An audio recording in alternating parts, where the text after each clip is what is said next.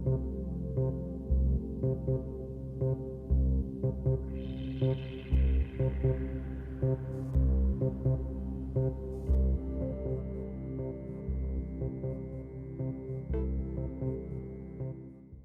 way I typically describe my pieces is as visually volatile renderings of simple shapes and ordinary objects. In this show, the titles suggest the objects that inspired the pieces. There's one called Pool, there's one called Mound, there's another one called Pink Pillow, and one called Geode. So the idea of volatility, I mean that they're unstable.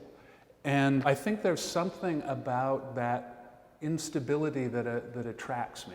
I want to create things that are both unstable and hard to understand, complex and contradictory, but that are still compelling. And I think the reason I keep making these pieces is because I want to keep having that experience of being compelled and engaged by a thing and not having to feel like I need to understand it or explain it. It's about sort of being comfortable with not knowing. And in a way that's what the pieces are trying to do, is to try and create something that's incomprehensible in certain ways and make people love that experience.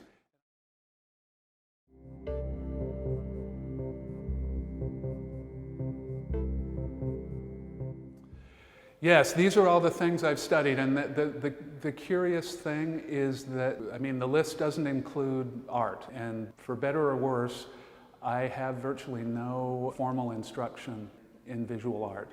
I have this admiration for autodidacts, for people who reject formal education and they just want to figure things out on their own. There's something about that. I have that impulse in me. And I think people who do this are very admirable. But on the other hand, there's a real danger to being an autodidact or teaching yourself. And that is that you'll come up with a way of thinking about the world that is so individualistic and so eccentric that it'll sort of cut you off from your culture. And so what I ended up doing is sort of educating myself around the periphery of my main activity, which is art making.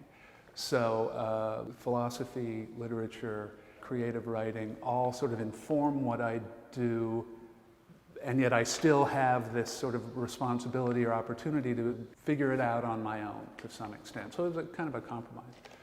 I will say, as far as influences, nobody has influenced me more than William Blake, who is the 18th, 19th century British artist, poet. He's a verbal and a visual thinker, and I'm attracted to his work because I'm that way too. I'm very talkative, but I also really respond visually, strongly visually to the world.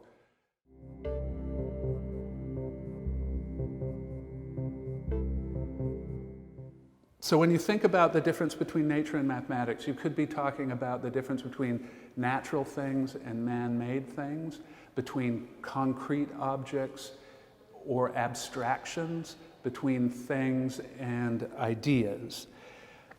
Basically, I would never choose one or the other. I want the work to be both, or even for it to be neither.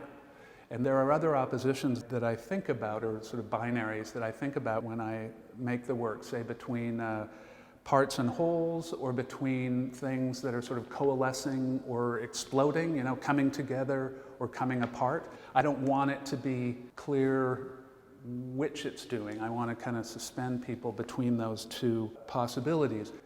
So there are all these verbal categories that we can use: abstract, concrete, abstract, representational.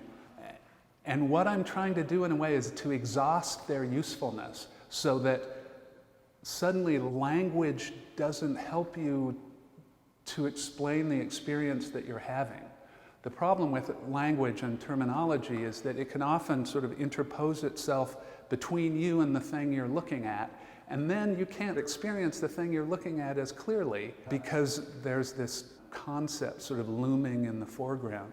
So I'm trying to find a way to again, kind of exhaust the language to free people up to just have the experience.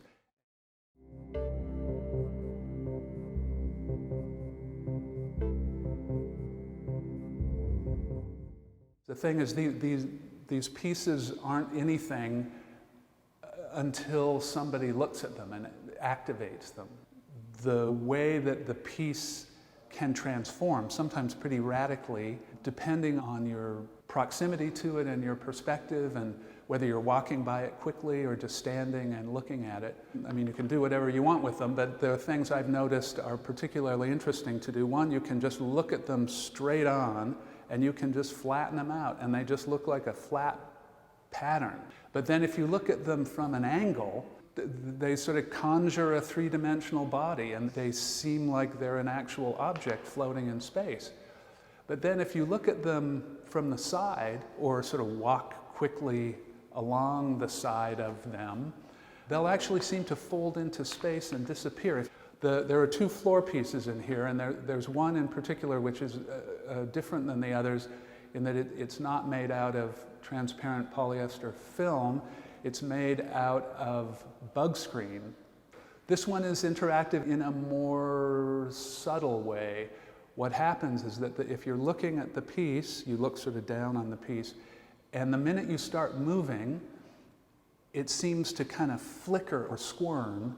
And it's because the gaps in the bug screen layered create these complicated moire patterns. And the effect of having so many of these layered is that the piece just seems to sort of crackle with a kind of energy. And it's helped too by the fact that the piece is on top of an LED light panel. So there's, you know, it looks like some kind of staticky light that's rising up from the piece. And then the minute you stop, that doesn't happen anymore, and then you can start up, move around it again, and it'll start to kind of wiggle again.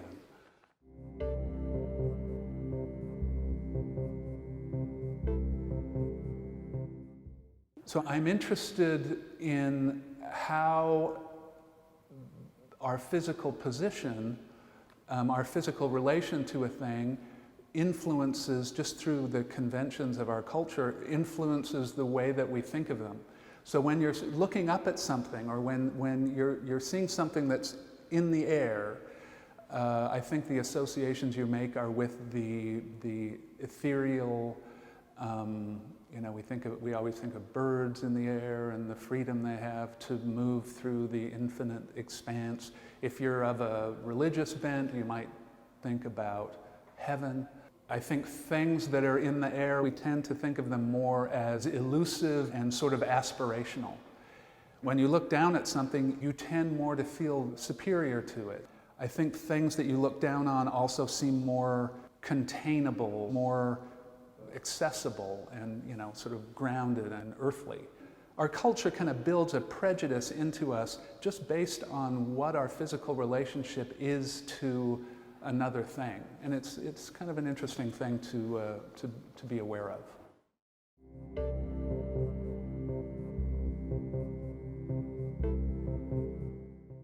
So there are 4 phases. The first one, you know, I'm just lying around, or I'm pacing around in my house, and I'm trying to imagine what I want to make as clearly, you know, in 3 dimensions, as clearly in my head as I possibly can.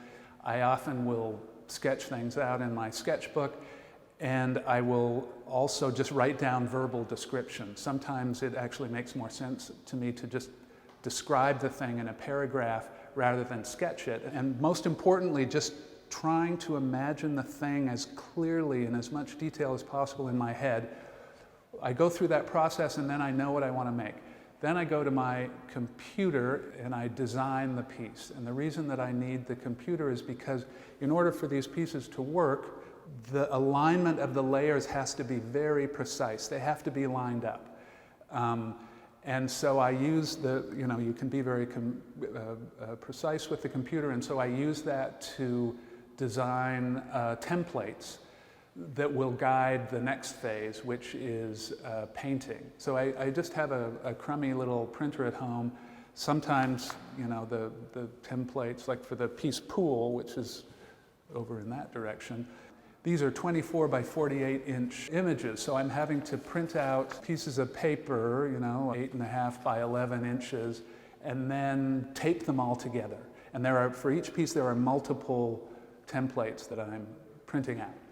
Then the next phase is kind of the most blissful in a way. This is where I do sit down for an extended period of time.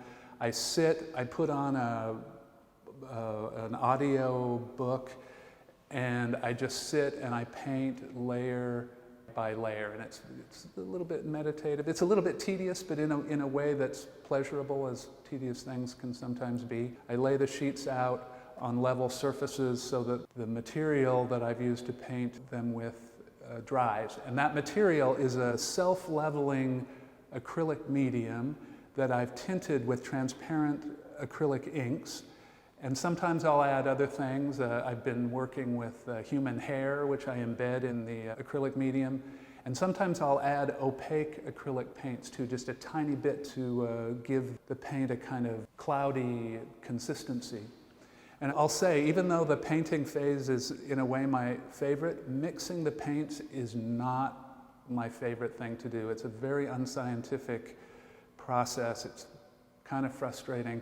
I have to make sure to get the saturation of the colors just right so that it isn't so opaque that you can't see through the piece, but it isn't so thin and clear that you simply can't see the piece at all. So that's phase 3. And then phase 4 is kind of the nail-biting phase, where I make the hardware to hang the piece, and then I assemble it, putting it onto threaded rod, layer by layer, spaced in the appropriate way, and then I just hope it looks okay. The strange thing about this process, even though there's so much preparation and there's so much planning, I really don't know what I'm going to get in the end, and I'm often surprised. I'm getting a little better at doing all this, so I'm usually pleasantly surprised, but in so many ways I just cannot predict what the pieces will actually look like until I've gone through the whole process.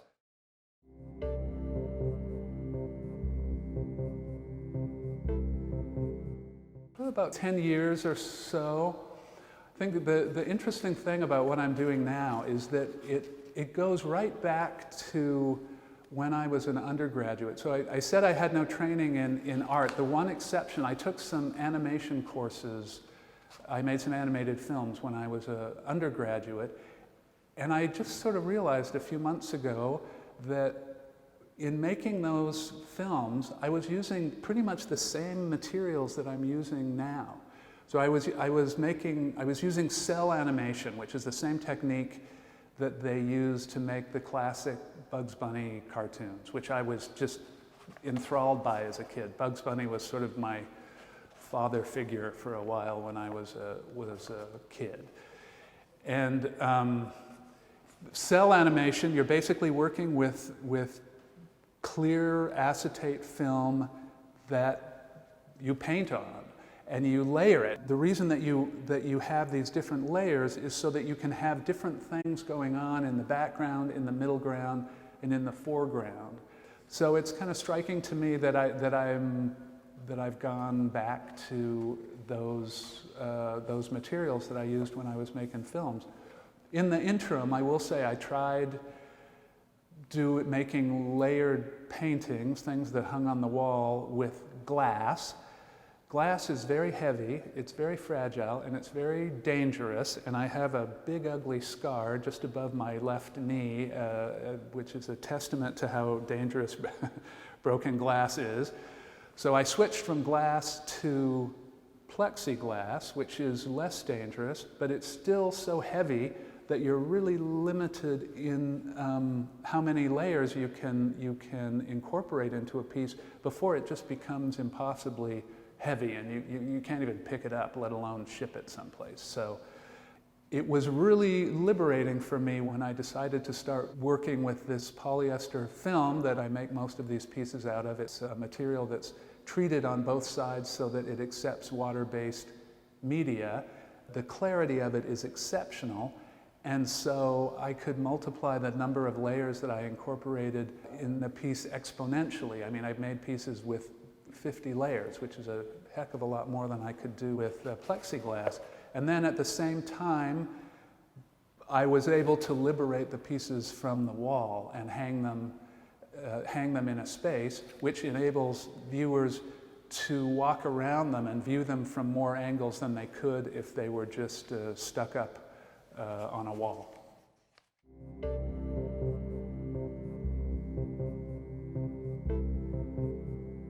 I mean, I think I've conveyed some sense of that in what I've said already, and it's maybe a little bit sentimental to say this, but I want people to come away from the work feeling invigorated and happy, and I want their senses to be activated and ready to kind of engage with the world.